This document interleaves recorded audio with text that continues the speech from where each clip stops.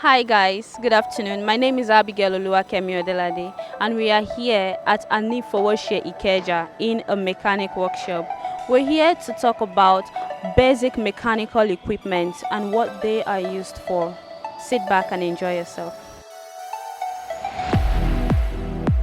My name is Kayode Obademu and we are in Ani Fowoshe community area. So this equipment, do you recognize it? Not really. He shock you. What is the name of this equipment?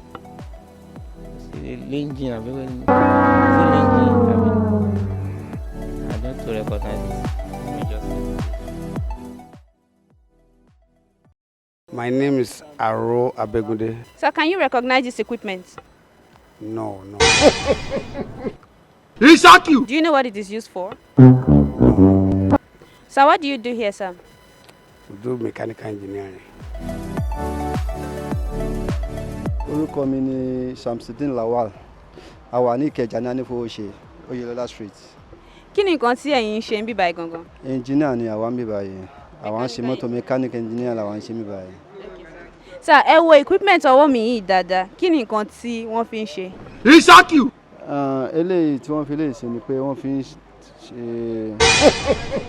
mi lè. Ẹ mọ bí tó ti ń lo equipment yìí. Àwọn doctor ní hospital. Okay. Orúkọ mi ni Ọláṣẹ́hùn Sàlàkọ̀. Ibi street ìtawà náà pè ní Oyèlọ́lá Street. Sir, ẹ wo equipment yìí dáadáa. Kí lorúkọ equipment yìí? Àwọn onímọ̀dé tó ń ṣẹ̀ṣẹ̀ dáadáa ní àwọn ò tí bẹ̀rẹ̀ sí nílò. Jésù.